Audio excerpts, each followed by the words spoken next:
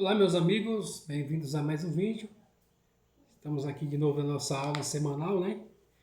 E já antes de entrar no assunto, que obviamente está muito interessante, aprenderemos coisas novas. Se você quiser essa aula na íntegra, ela vai estar na plataforma daquela plataforma de vídeos maiores, aquela vermelhinha. Você sabe muito bem qual é? Ela começa com You e termina com Tube, ela estará lá na íntegra, mas você que é dos aplicativos curtos terá os cortes, todos os cortes estarão lá. E o tema da plataforma maior é a descendência de Caim, hashtag descendência de Caim, o endereço você sabe qual é @osmundocastro40, só procura lá que estarão todas as aulas. Se não me falha a memória, são 13, acho que já tem 13 aulas. Se não me falha a memória. Já estamos indo aí por mais de 10 horas de aula somente em Gênesis, né? E vai prosseguir, ainda tem muito mais.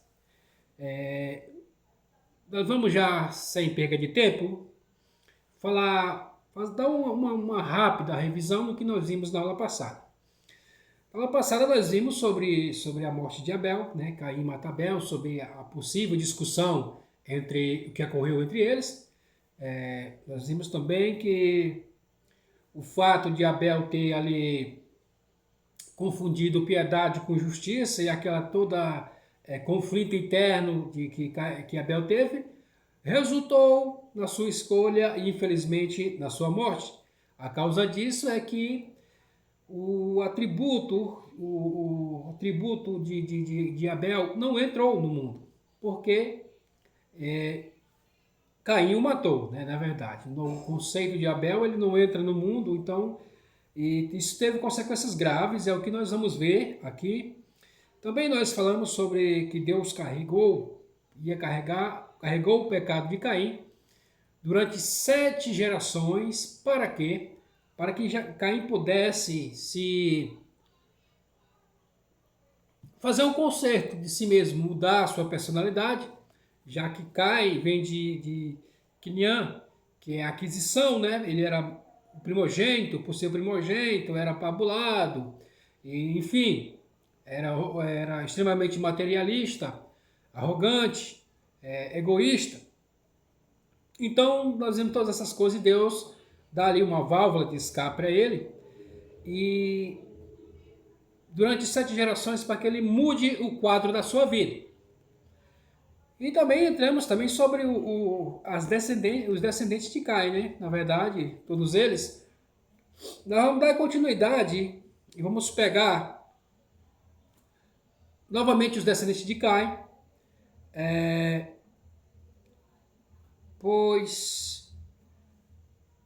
por quê? Porque vamos trazer mais detalhadamente este assunto dos descendentes de Caim. Uma coisa muito importante também que eu devo falar é que os nomes os nomes próprios, todos sabem, isso aí é óbvio.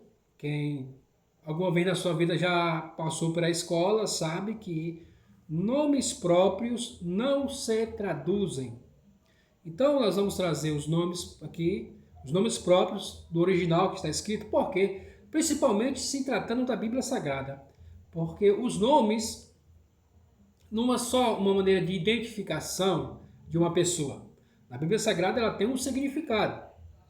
Então nós vamos ver isso daí, os significados desse nome e qual influência esses nomes trazem, trouxeram para o mundo que nós vivemos hoje.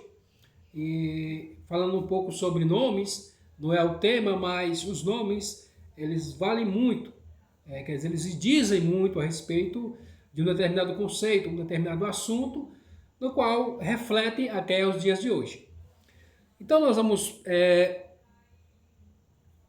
continuar. Vamos lá então, nós estaremos no versículo 18. Não, vamos ler a partir do versículo 17, para nós dar continuidade, né? E Caim conheceu sua mulher, e ela concebeu e deu à luz a Hanor. Nós também vimos que Hanor Vatahar Vatelei, ela engravidou e pariu. E também nós vimos que todas as vezes que aparece essa frase, Vatahar Vatele, quer dizer que é uma pessoa muito importante que vai nascer, uma pessoa que é para ser de um nível espiritual muito elevadíssimo, que na verdade é a esperança do Messias, na verdade, quando tem esse nome.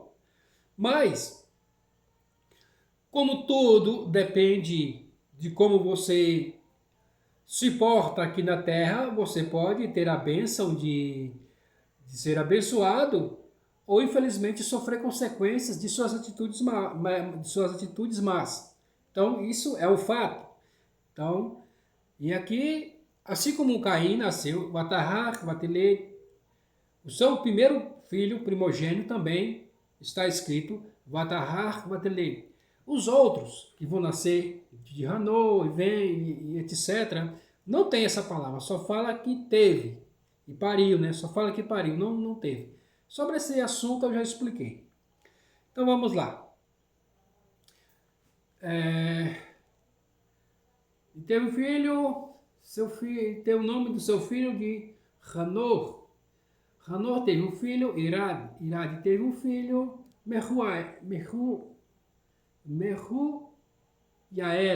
Mehujael teve um filho, Metushael. Metushael teve um filho, Lemer. Lemer desposou duas mulheres, a primeira se chama Adá, e o nome da segunda era Tzlá. Adá deu à luz a Iaval, ele foi o ancestral dos que viveram em tendas e apacentavam rebanhos. O nome do seu irmão era Yuval. Olha, aqui é algo interessante, porque diz que Adá deu à luz a Iaval e depois fala, e o seu irmão, ou seja, tudo aqui indica que eles eram gêmeos. Porque não disse deu à luz a Yaval, depois deu à luz a Yuval. Não. Deu à luz a Yaval, que era o que apacentava gado, e seu irmão, que era o mestre das harpas, né? Da música. E nós vamos ver tudo isso aqui hoje. Então, aí você observa que que tudo indica que eles eram gêmeos, tá? O ancestral tocam harpas e flauta. E Tzlá também teve um filho. Essa frase que também teve, vamos falar, vamos entrar lá também, muito interessante. Teve um filho, Tuval-Caim, artifício, utensílios de cobre e ferro. E a irmã de Tuval-Caim, Naamá. Também não fala que teve outra menina. Então, aparentemente, ao que se entende, também Tuval-Caim e Naamá eram gêmeos. Mas nós vamos entrar nesse ponto aqui agora, tá? Do começo, a primeira cidade do mundo, as suas características é marcada pela decadência da humanidade e o início da civilização. Essa é a primeira cidade, que foi que, no caso, Caim construiu ela e deu o nome do seu filho nela. E nós já falamos sobre isso. Quando você está tentando objetificar os seres humanos, dando mais importância à cidade do que ao próprio ser humano em si. Ou seja, o ser humano aqui, ele passa apenas a ser um número estatístico. Ele não tem a sua pessoalidade aqui, as suas características intelectuais aqui em evidência, mas e sim a cidade é que tem. E aqui o ser humano ele passa a ser somente um número, mais uma estatística do IBGE, vamos dizer assim. Então, essa é o início da decadência da raça humana. Isso marca a decadência da humanidade e o início da civilização. É essa cidade, e nós vamos aqui já adentrar no primeiro nome, que é Hanor, que nós falamos também na aula passada, mas falamos muito pouco. Hanor, traduzido é inauguração, quer dizer inauguração. Quer dizer, inaugurar-se uma nova chance de fazer as coisas certas. Caim, depois de tudo que ocorreu, ele bota o seu filho de Hanor, que é inauguração, ou seja, ele tentou ali, de um certo modo, tentar fazer de algo certo. E nós vamos observar que não deu muito certo. Por que não deu muito certo? Porque o mundo só com Caim, só com coisas materiais, não há possibilidade alguma de dar certo. Que é a essência de Evel, Evel é Abel traduzido, né? A essência de Evel não estava, foi morta. Então não tinha esse equilíbrio. Caim, as duas famílias, as famílias de Caim e a família de Hevel, não tinha esse equilíbrio. Então, e aí Caim resolve batizar o seu filho vamos batizar, colocar o nome, né? Bem brasileiro falar batizar. Colocar o nome de Hanor, que é inauguração, tentando assim inaugurar um novo estágio na sua suposta transformação para mostrar realmente que ele não era um assassino, que ele era uma vítima da sociedade, porque o seu irmão, que era um grande pecuarista, tentou humilhá-lo porque ele era um simples agricultor. Então ele era uma vítima da sociedade. Então ele tentou dessa forma aqui trazer, através do seu filho, tentar reinaugurar o seu, vamos dizer, o seu filme, né, que já havia queimado. Eles vão tentar reinaugurar de novo, vão fazer me reestruturar com essa humanidade que vai nascer aqui agora. Então Hanor teve um filho, que nós lemos no texto, né? Estou indo agora somente para os nomes que nós já lemos o texto. E o nome do filho de Hanor era Yerad. Yerad quer dizer caiu. Ou seja, as pessoas caíram de nível. Ou seja, as pessoas não se sentiam significativas. É o que nós acabamos de dizer há pouco tempo. As pessoas não tinham mais a sua significância como ser humano, como indivíduos. Agora eles eram números, eles eram apenas estatísticas. Então isso, de certo modo, caiu o nível da humanidade. E no caso aqui, aquela cidade, caiu bastante o nível por causa dessa situação. E faziam apenas parte de um número de estatística que nós acabamos de ler agora. O nível caiu muito. Já de Caim para Hanor, que é a inauguração, ao seu filho Irad, já caiu bastante esse nível de pessoalidade, de individualidade de cada um. E uma coisa aqui que eu quero lembrar você, para que você guarde bem esses nomes que estamos lendo. Então eu peço a você que estude bem esse vídeo, veja e reveja durante a semana, que na semana que vem, quando nós entrarmos na descendência de Shet, que é o filho de Adão, outro filho de Adão, que é traduzido como Sete, né, nome Shet, vamos fazer algumas ligações. Então vamos usar esses nomes aqui. Então é importante que você entenda bem cada nome. Por isso que eu fiz questão de revisar esses aqui bem o mais detalhado possível, para quando nós chegarmos lá, nós temos aqui uma visão ampla do que é a humanidade em si. Então é interessante que você preste atenção nesses nomes. O nome do filho de Irad é Mehuael. Mehui é apagar e El é Deus. Quer dizer, apagar Deus, ou seja, quando sou apenas um número, apaga-se a memória da imagem e semelhança de Deus. Quer dizer que se exclui a presença divina da sociedade e se cria um estado laico, sem religião, sem teologia, sem ética e sem moral, ou seja, apaga-se todos os atributos e os princípios de Deus.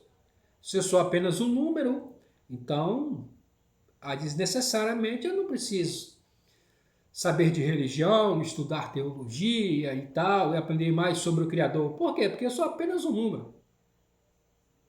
Então, você vê que vai só decaindo. Vamos que dizer que o plano de Caim só vai indo por água abaixo. Não está dando muito certo até então. E Mehujael teve também um filho chamado Metushael. Metush é enfraquecer. E ele, sabe, é Deus, né? Metushael, a cidade esqueceu de Deus. Acaba enfraquecendo Deus. Metush também no hebraico bíblico quer dizer arrancar pela raiz. Ou seja, arrancar Deus pela raiz. Isso quer dizer que a partir dessa geração não há Deus nas escolas, não há Deus na justiça, não se fala em Deus. Ou seja, o Deus ele sai do estudo primário, como digo, o estudo primário, que quer dizer das crianças, não se fala mais de Deus para as crianças. Então, você, de um certo modo, você está arrancando Deus pelas raízes dessa cidade. Porque não se fala mais em Deus nas escolas, não estuda mais a respeito de Deus. Então, se você cresce tendo seu aprendizado distante e desconhecido de Deus, sua justiça também ela não vai em conformidade com os planos divinos, com os princípios divinos, que é ética e moral. E assim, é só morrer abaixo, meu amigo. Não tem para onde você correr. Deus foi arrancado pela raiz. Deixaram de ensinar e falar sobre Deus. E quando nós nos propomos a não ensinar e a não falar sobre Deus desde a infância, a tendência é crescer uma geração desastrosa. Isso é, sem sombra de dúvida, e você sabe muito bem do que eu estou falando. Vamos lá então. Metushael, tá pronto. E nasce de Metushael, nasce agora Lemer. Lemer, traduzido, vem de baixo, né? Essa geração de Caim quer dizer que essa cidade já está rebaixada moralmente e degradada eticamente. Exemplo que mulheres passaram a ser objetos. O próprio Lemer tinha duas mulheres, uma para diversão e a outra para somente a procriação. Foi esse o nome dessas duas mulheres que nós lemos aqui. Versículo 19. Tá. Não, quando nós chegar lá, nós vamos ver melhor. Qual foi em que ponto chegou a humanidade depois que se tira Deus das raízes, do ensinamento das crianças, do futuro, né? Vamos dizer assim, do futuro, como até hoje, as crianças, as gerações que nascem, que são o que vai se refletir no futuro. Ou seja, melhor dizendo, aquilo que eu ensino e me dedico com propósito ético, moral e amoroso aos pequenos, aos meus filhos, vamos dizer assim, será o que vai refletir no futuro. Então, quando se arranca das raízes Deus, tira Deus dos ensinos, não pode vir coisa boa daí. Não, é impossível. E esse Lemer, vamos aqui falar sobre esse Lemer. Esse Lemer tem algo aqui muito interessante. Aqui onde você vê que a degradação ela chega quando não há a família de Abel, de Hevel, para fazer equilíbrio no mundo. Nós vemos aqui algumas características que refletem muito nos dias de hoje. Vamos lá ler então. Ó, algo interessante é que o nome Lemer tem as mesmas letras da palavra Meller. Lemer e Meller. Lemer é baixo e Meller quer dizer rei. E são as mesmas letras no hebraico bíblico, as mesmas letras. Só a pronúncia que é diferente. E rei, e o que é o rei? O rei ele sabe governar, ele sabe se governar. O rei é o que governa. Mas para um rei governar bem, ele tem que se governar. Governar os seus instintos, ser emocionalmente equilibrado, para que o seu reinado possa ser o melhor para todo mundo. Então, o rei, quando se você pode até ouvir a expressão rei de si mesmo, quer dizer que você tem que se governar a si mesmo, suas emoções, os seus instintos, para que você possa ser uma pessoa controlada emocionalmente. Então você tem que se governar, você tem que ser um rei de si mesmo. Vamos lá então, veja bem, se governar. Lemer, a palavra o rei governa assim. Men, que é da palavra de Meller, de rei, né? A letra Mem, ela é de Nahor, de Mor, que Mor quer dizer cérebro. A letra Lamed, é de Lev, de coração. E a letra Het vem de Kilá, instintos, de instintos. Ou seja, o cérebro ele governa o coração e o coração governa os instintos. Agora, Lemer, que é o nome do filho do descendente de Cai, ele é totalmente o oposto disso. E é o que nós vamos ver aqui. Por quê? Porque o coração dele é que comanda o seu intelecto. E quando o coração é que comanda, então tudo tende a dar por água abaixo. No caso aqui, sem uma análise técnica, racional, ele já tinha 2 esposas. Ele seguiu o coração. E o pior que é isso, uma era para procriar, que é a dar. A dar era para copiar, para procriar. E ele tinha uma outra que era para passeio, que daqui a pouco vamos falar um pouco mais sobre ela. Mas ele tinha essas 2 mulheres. E uma sociedade regida por alguém que deixa o seu coração governar o seu intelecto, e através do coração, quando ele governa o intelecto, os seus instintos tendem a fazer coisas erradas, coisas ruins, porque é um instinto. Ao inverso, o cérebro, o intelecto tem que governar o coração e o coração governa os instintos. Mas aqui o coração está governando o intelecto, a sua razão. E hoje, quando aqui, eu escrevi algo aqui que me fugiu as palavras, mas eu escrevi aqui justamente para isso. Ó. O nosso problema atual é que estamos legislando com o coração. O julgamento tem que ser nos critérios de certo e errado. Esse foi um dos erros de Hevel, igual nós vimos no vídeo anterior.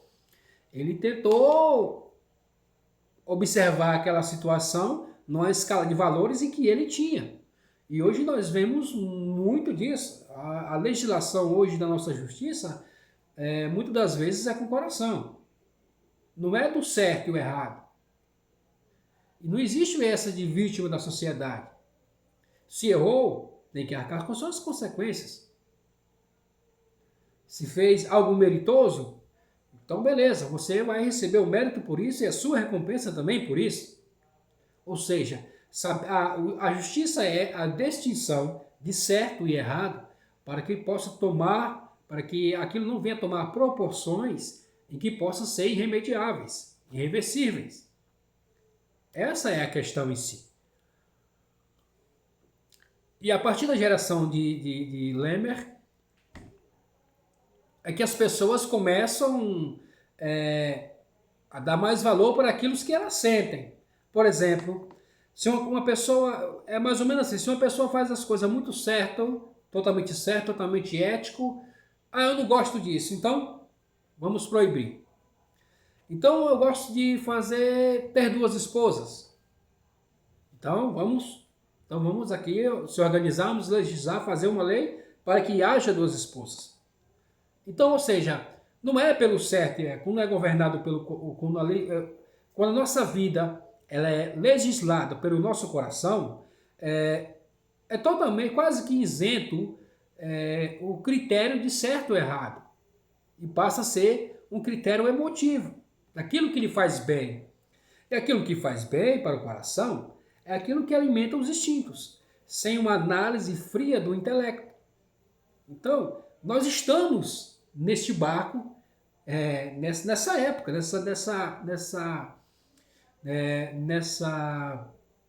como é que eu posso dizer, rapaz? Nós estamos nessa situação, onde tudo é legislado pelo coração. Não pelo lado racional, de certo e errado, verdadeiro e falso, do sim, sim e do não, não. Estamos legislando com o nosso coração. E quando nós legislamos com o nosso coração,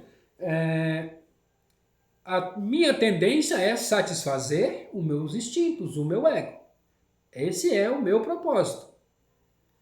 Possa até, entre aspas, parecer que estou sendo injusto para uma sociedade, enfim, mas na verdade o que eu estou querendo trazer é conforto para mim mesmo, sem distinguir do certo e do errado.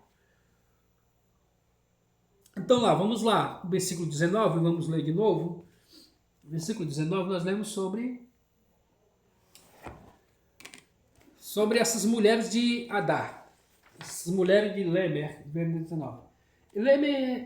Lemer desposou duas mulheres. A primeira se chama Adar, e o nome da segunda era Tisla.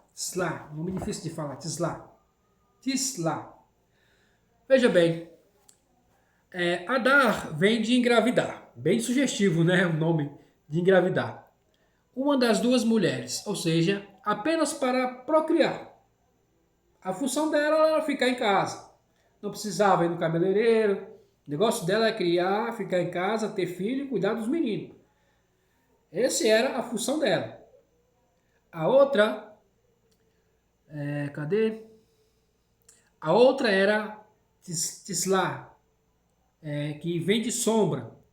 Sempre estava com ele. Tá, sempre estava ali com ele. Ou seja, uma, como eu disse antes, uma era para procriar e a outra era somente para diversão. Se precisava de sair ao shopping, encontrar com os amigos, era Tisla. E para ficar em casa cuidando dos meninos, não sair de casa, era Adar. Então, e dizem que ela a tradição antiga diz que essa Tisla ela tomava um chá para sempre se manter estéril, para nunca engravidar, porque não era a função dela engravidar. A função dela era ser a atração de Lemer. Essa era a função dela. Não era para engravidar. Se ela engravidasse, ele poderia... Veja bem, o nome da primeira era Tisla. Quer dizer, se ela era a primeira, quer dizer, ela tinha a sua importância. Porque precisavam de gerar filhos. Então, ela era importante. Ou seja, em outras palavras, se por acaso Leme enjoasse de Tisla, ele poderia muito bem dispensar ela. Porque ele não tinha vínculo nenhum familiar com ela. Pode-se dizer assim. Porque ela só era somente para diversão. E a mulher mesmo da sua família era Adar. E ela não saía com ele para nada. Ela ficava em casa, cuidando dos filhos. Então você vê que a partir daqui temos uma ideia de como vai ser a sociedade. A partir desse conceito desse líder, dessa família, desta geração, você tem uma noção do que vai ser a sociedade daí para frente. A objetificação das mulheres, Uma vai procriar e a outra é para o meu passeio, para mostrar para meus amigos como é que eu tenho uma esposa bela, uma esposa bonita. Se nós vamos para o shopping, eu levo uma. E diz lá, ela tinha que ter, o papel dela era se estar totalmente bela. Unha feita, cabelo escovado, maquiagem intacta, muito, muito bonita, porque ela era a atração, na verdade. Né? Então ela era o objeto de, de, de, de, de Lemer. Vamos prosseguir? O mundo de Kai e sem Hevel fica desequilibrado. A humanidade começa a cair. Ao perceber que não estava dando certo, o mundo sem os valores de Hevel, Lemer vai tentar introduzir valores éticos e morais e Hevel na sua geração através de seus filhos. Eles chegam a um ponto que a ficha caiu que não estava dando certo aquela situação. Então, Lemer, é por isso que eu não falo nomes dos outros, eles tiveram outros filhos, mas especificamente os nomes que são citados na Bíblia é porque tem alguma relevância histórica, intelectual e espiritual, tem a sua relevância. Então Lemer nota que há decadência, ele percebe, não, ó, desse jeito está indo de mal a pior. Então, os nossos filhos, com seus nomes serão introduzidos para que tenham valores de Hevel, de Abel, para que possa haver equilíbrio no mundo. E o primeiro filho deles é Iaval. Tá, Iaval é o primeiro filho dele, o primogênito, né? Ele tentou exercer o mesmo ofício de Hevel, ser pastor. Você vai observar aqui Iaval, vamos aqui, Iaval. Datislar, Lemer, Lemer, não, pulei um pouco, para trás. Tá, versículo 20, Yadá deu à luz a Iaval, ele foi o ancestral dos que vivem em tendas e apacentam rebanhos.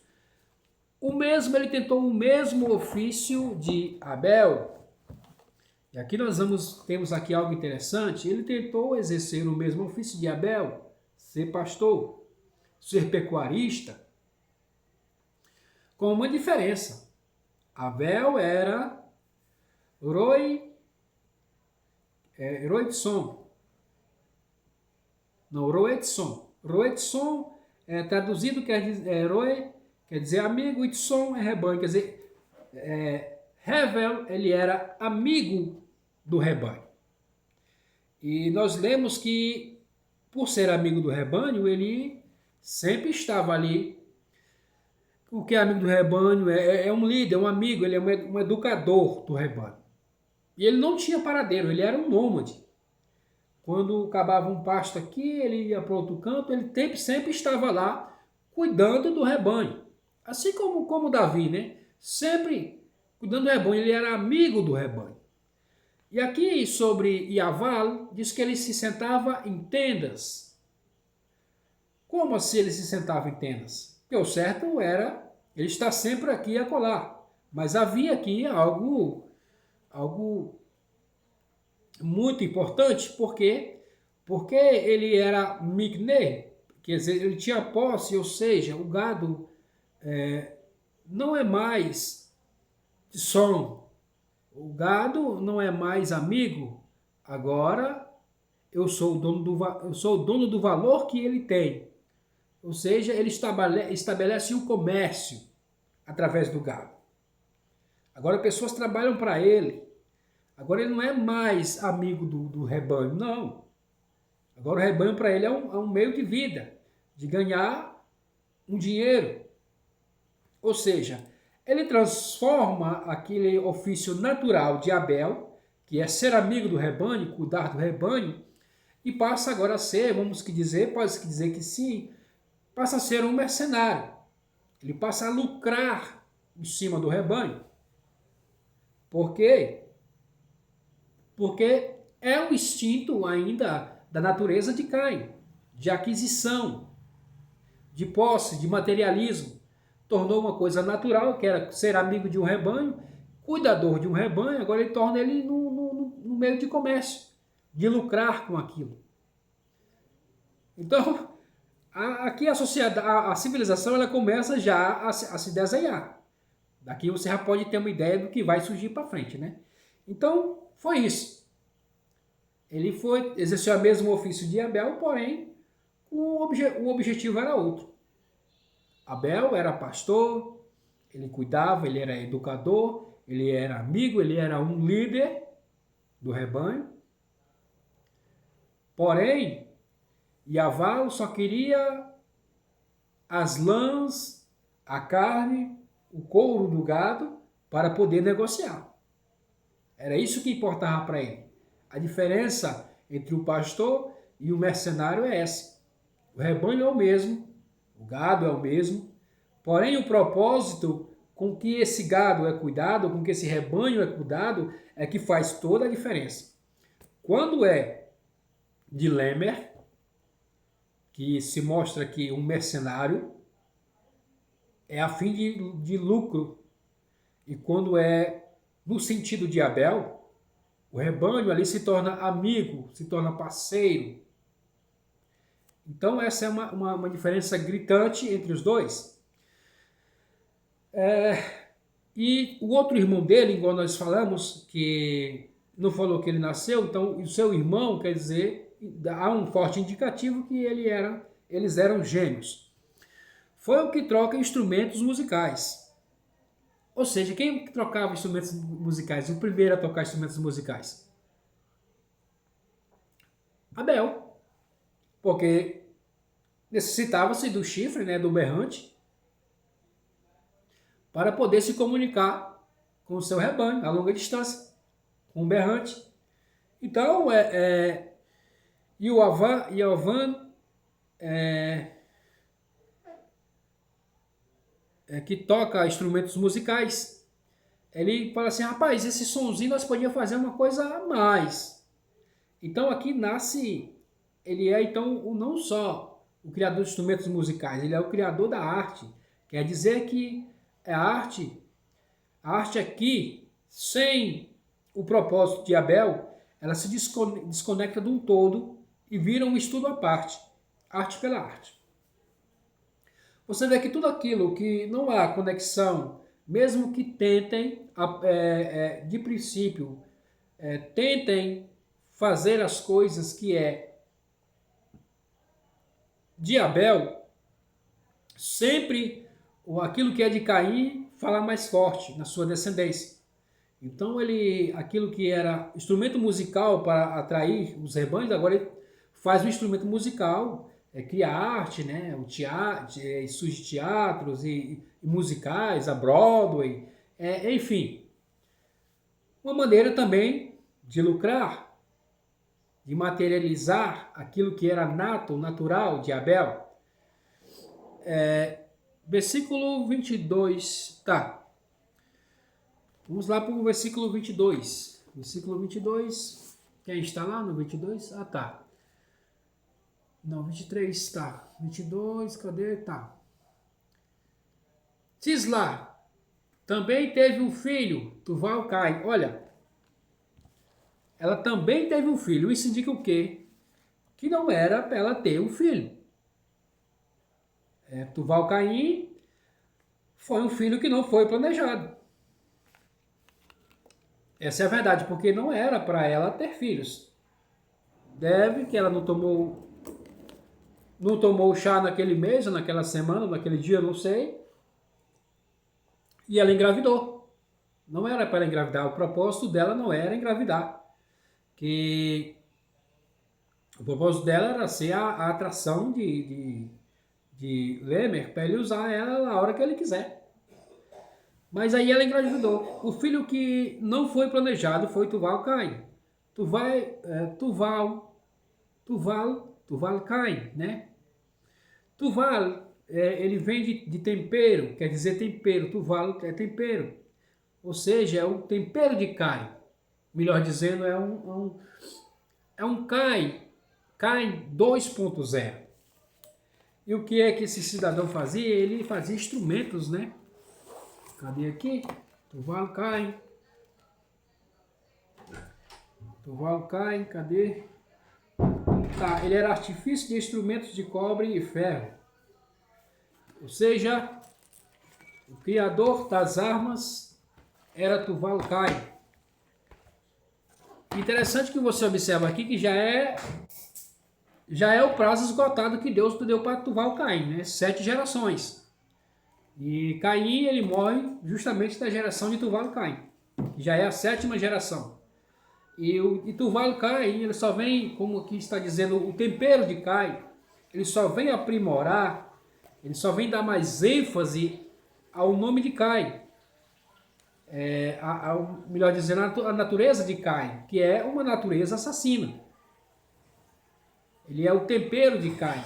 Aquilo que faltava para, vamos que dizer assim, enfatizar a natureza de Caim, nasceu agora, na 7ª geração, provando assim que Caim era verdadeiramente um assassino.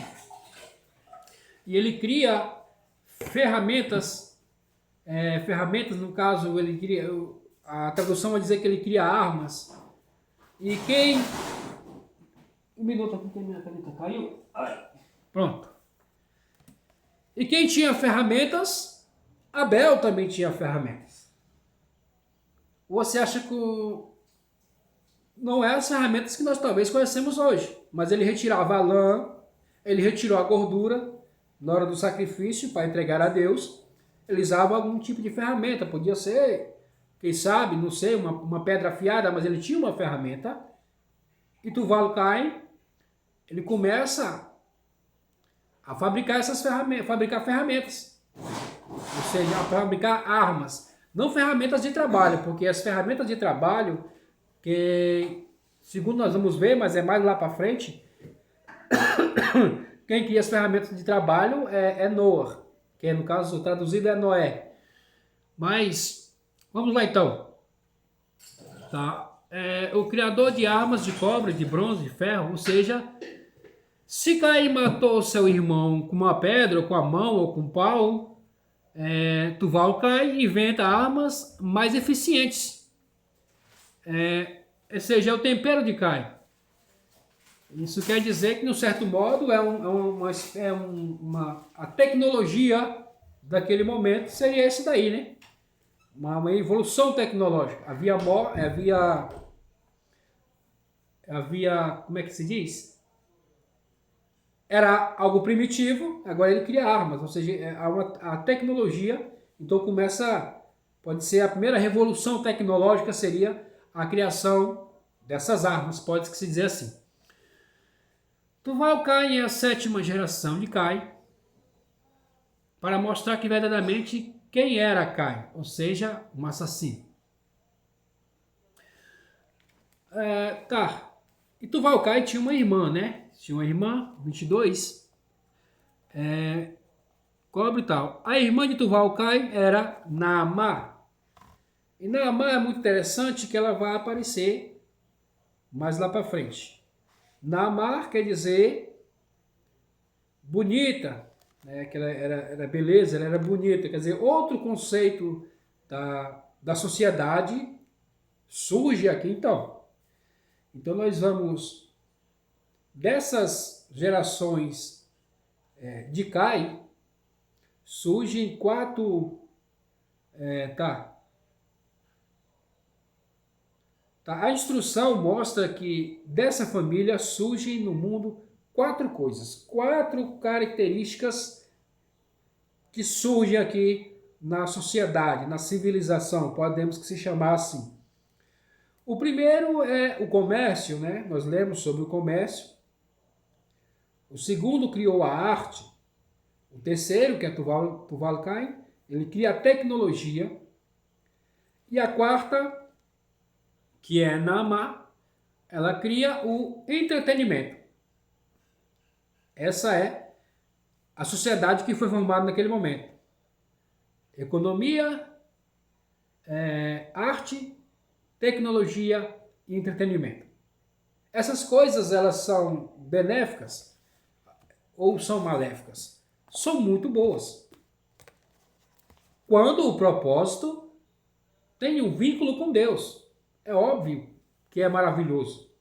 E hoje nós não vivemos sem essas coisas, sem arte, sem economia, sem tecnologia e sem entretenimento.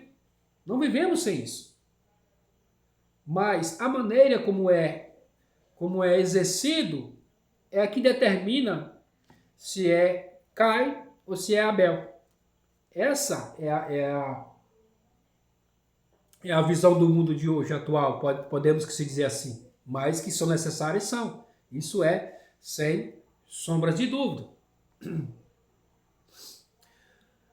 Ou seja, a cidade que Caim criou agora é uma civilização, mas sem os valores éticos de Heaven.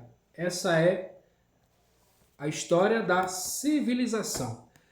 Então, nós vamos aqui continuar a leitura, que diz assim, a partir do versículo 22, lemos o 22. Aqui tem um diálogo muito interessante, ó. Lemer disse às suas esposas, Adá e Tzlá, ouçam minha voz, mulheres de Lemer, e atente à minha fala. Eu matei um homem, ferindo-o, e uma criança, contundindo-a. Aqui, nós vemos aqui outro diálogo. Nós vemos que não houve diálogo entre Adão e Eva, houve a morte dos dois, ou seja, os dois tornaram-se mortais. Quando Caim tenta dialogar com seu irmão, o que ocorre também, um morre. E agora, Lemer, uma grande evolução, ele começa a conversar com as suas esposas. E ele diz, ouçam, cadê? Haddad lá, ouçam minha voz, mulheres de Lemer, e atente à minha fala. Eu matei um homem, ferindo-o. Aqui, ou uma criança contundindo-a. Aqui tem um ponto de interrogação. Você vê que, ouça aqui, ó, algo muito interessante. Ouça a minha voz. Ele disse às suas esposas, ouça a minha voz. Aqui tem um pontozinho de exclamação que pode, como é que eu posso usar as palavras? Pode indicar que seria em tom de ameaça. Ele diz, olha, ouça a minha voz. Eu já matei um homem, já matei dois. Eu matei um homem e feri um menino. Acho melhor, por bem de vocês, é melhor que vocês me escutem. Mas também traz aqui uma outra complexidade que logo em seguida, o que ele fala, ouça a minha voz e atentem a minha fala. Eu matei um homem ferindo ou uma criança contundindo-a, já é um ponto de interrogação. Ou seja, me escutem, por que vocês não querem me ouvir? Por acaso eu matei um homem e depois eu contundi uma criança?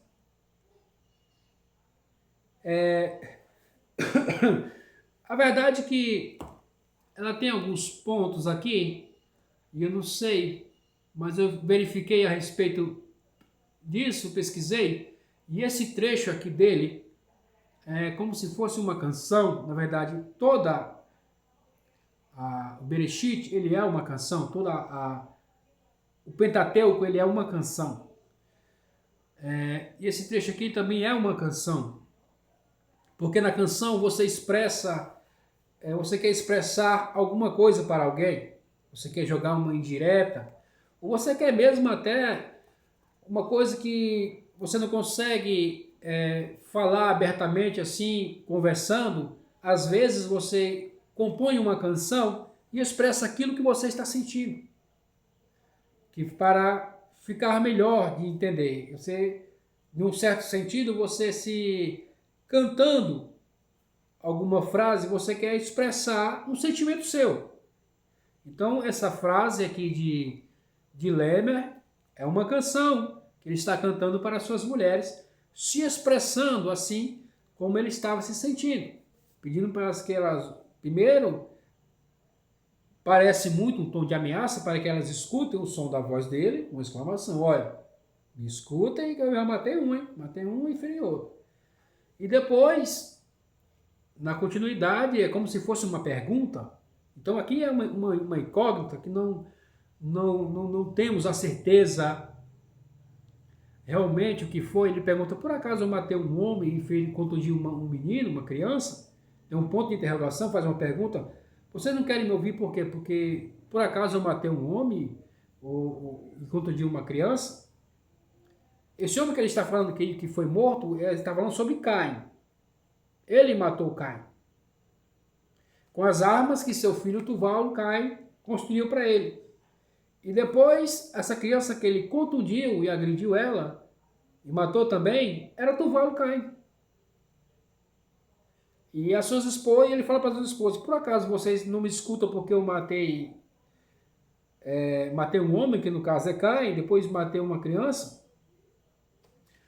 Foi uma pergunta que ele fez.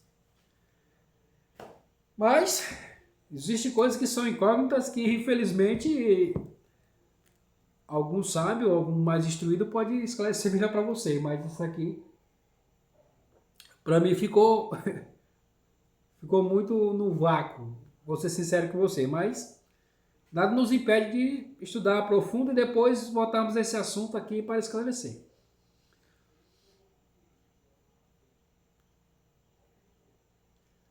Tá, 24.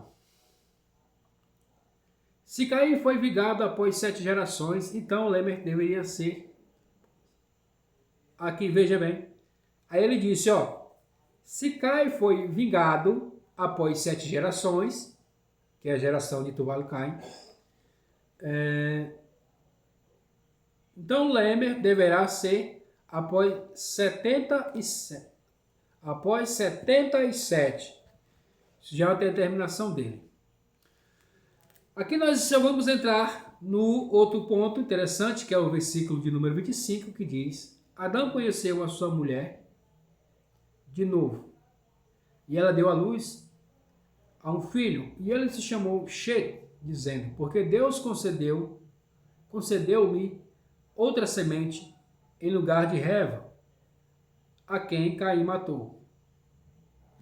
Aqui é muito interessante, nós vamos falar aqui um pouco sobre Shet. Ainda temos um tempinho. Eu escrevi alguma coisa, eu tinha deixado mais para outra aula. Nós vamos aqui dar uma pequena adiantada. O nome Shet vem de Tastit, infraestrutura, ou seja, agora Shet vem de Testit. É isso que eu li? É isso mesmo, deixa eu conferir aqui.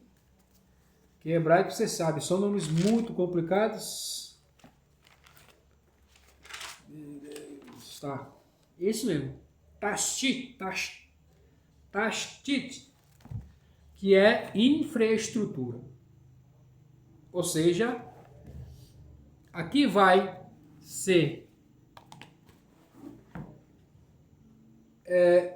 ser moldado de onde virá o Messias, da geração de Shet. E esse é um assunto muito interessante. Hevel Caim matou. Por quê? Seria um outro. Quer dizer, Deus concedeu-me outra semente em lugar de Hevel. Vamos ler aqui direitinho. Adão conheceu sua mulher de novo e ela deu à luz ao filho. Ela o chamou de Shet, porque Deus concedeu-me outra semente em lugar de Hevel, a quem Caim matou. Concedeu outra semente no lugar de Hevel, ou seja, aquilo que era para ser, que Hevel deveria fazer no mundo, agora Shet vai fazer. É isso que ela quer É isso que está trazendo, ou seja, uma refraestrutura. O nome dele vem de Tastit, que seja de refraestrutura, base. Será a base, será o pilar da humanidade, de onde vai vir a descendência do Messias, do Mashiach. Então, essa é a base. E ela diz algo interessante aqui também, a quem Caim matou.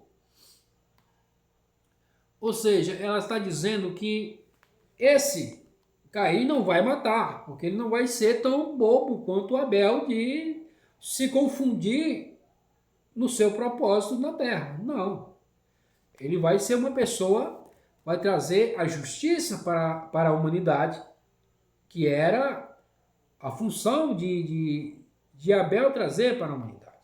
Trazer ética, trazer justiça, trazer moral.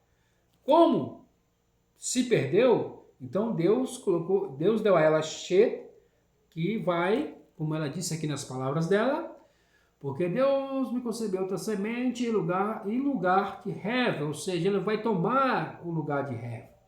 O conceito de Hevel, que é Abel, né, traduzido Abel, vai passar agora para Shet, e dele que vai nascer a geração do Messias, e vai começar a ficar muito interessante, porque eu acabei de dizer para você, para que você possa memorizar e estudar bem esses nomes que nós dissemos agora, que eles vão ser muito importantes mais para frente.